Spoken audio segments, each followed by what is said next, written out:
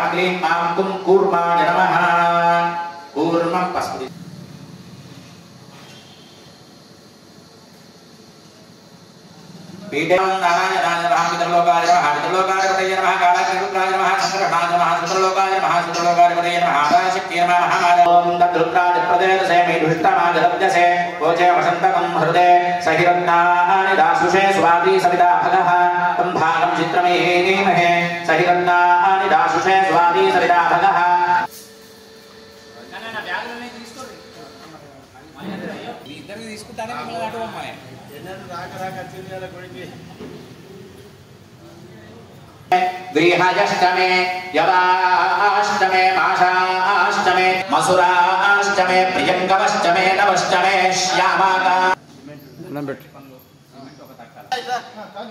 अरे कहानी అయితే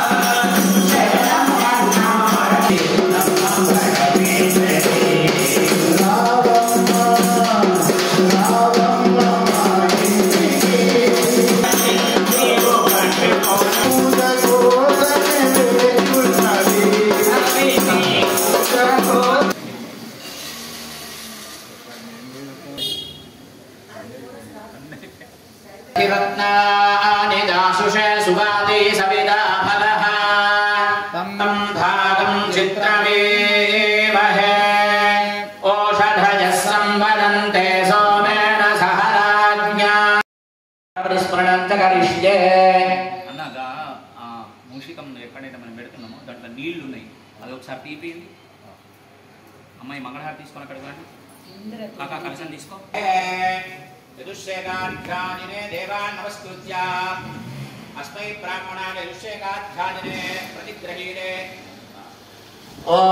దర్పణ వెలిగించు. అక్కడ ఒక గుమ్మడికాయ ఉంది కదా నాన్న, అక్కడ గుమ్మడికాయ ఉన్నది.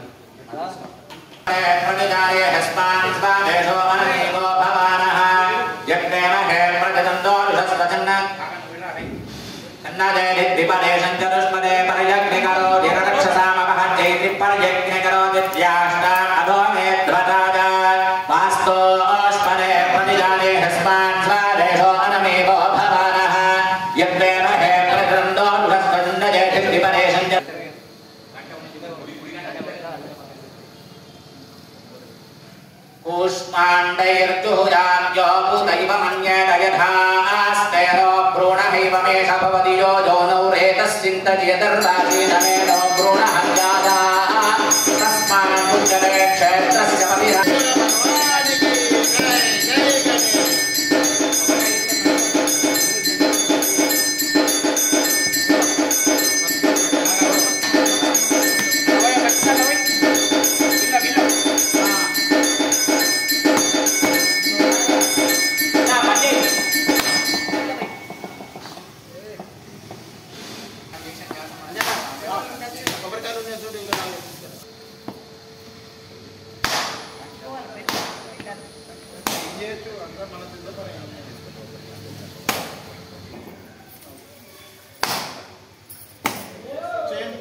गणाधिसेवितं कपित्तजम्बू फलसारभक्षणं उमासुतं शोकविनाशकारकं नमामि विघ्नेश्वर पादपङ्कजम् आदौ पूज्यो विनायकः అని మనకు శాస్త్రం జరుగుతుంది.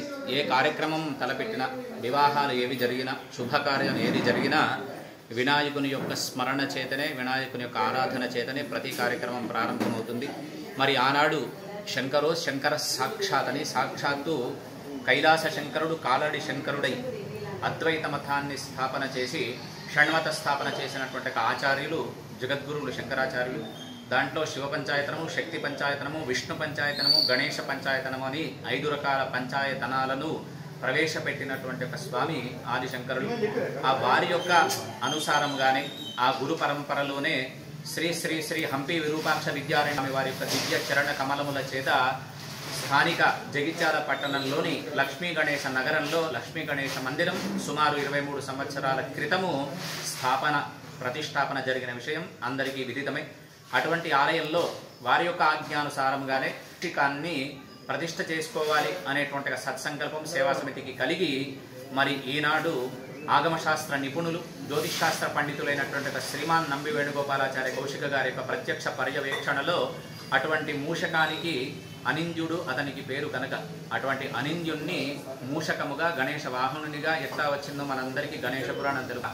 అటువంటి ఒక గణేశుని యొక్క పరిపూర్ణ అనుగ్రహాన్ని పొందిన ఆ మూషకుడు తాను వాహనమై నిరంతరము తాను ఎదురుగా ఉంటాను. విష్ణుమూర్తికి ఎట్లాగైతే గరుడ వాహనం ఉంటుందో, శంకరుడికి ఎట్లాగైతే నంది వాహనం ఉంటుందో, అట్లాగే వినాయకుడికి మూషకాన్ని ఎదురుగా ఉంచి దర్శనం చేసుకోవడం అనేది మనకు శాస్త్ర వచనము కనుక అటువంటి ఒక శాస్త్రాన్ని అనుసరిస్తూ స్థానిక ఆలయంలో నేటి రోజున ఉదయం నుంచి ఆ మూషకానికి గణపతి పూజ, పుణ్యాహవాచన, రక్షాబంధన, అంకురార్పణ ఇత్యాది కార్యక్రమాలన్నీ ప్రారంభమై ఈ సమయంలో మంగళవారం దశమి రోజున స్వామికి ఇష్టమైన రోజు మంగళవారం, దశమి సంపూర్ణమైనటువంటి ఒక తిథి, అట్లాగే లోక కళ్యాణమూర్తి అయినటువంటి ఒక శ్రీరామచంద్రమూర్తి జన్మించినటువంటి ఒక నక్షత్రం పునర్వసు నక్షత్రం, యోగము శోభన యోగము, సిద్ధకరణము అన్ని పంచాంగ శుద్ధిని చూసుకుని గోధూళి వేళలో యంత్రస్థాపనతో పాటుగా ఆ మూషికాన్ని ప్రతిష్ఠ చేసుకోవడం జరిగింది. అట్లాగే రేపటి రోజున ఆ మూలించినటువంటి మూలమంత్ర హవనాన్ని పురస్కరించుకొని మహాపూర్ణాహుతిని, కలశ ఉద్వాసన, అవభృత స్నానము, స్వామి ప్రసాదంగా అన్న ప్రసాదాన్ని కూడా ఇక్కడ స్థానిక లక్ష్మీ గణేశ మందిరంలో ఏర్పాటు చేయడం జరిగింది కనుక ఆలయంలో పాల్గొన్నటువంటి ఒక భక్తులకు, పాల్గొనలేని టీవీలో చూస్తున్నటువంటి ఒక భక్తులందరికీ కూడా అటు మూషికుడు ఇటు లక్ష్మీ గణేశుని యొక్క పరిపూర్ణ అనుగ్రహాన్ని కలిగి ఎటువంటి కార్యక్రమమైనా నిర్విఘ్నంగా జరగాలని, అట్లాగే రేపటి రోజు అవకాశం ఉన్న వాళ్ళంతా ఇటువంటి కార్యక్రమంలో పాలు పంచుకొని స్వామి కృపకు పాత్రుడు కావాల్సిందిగా పేరు పేరున సేవా సమితి వారందరినీ ఆహ్వానిస్తున్నారు. జై గణేష్.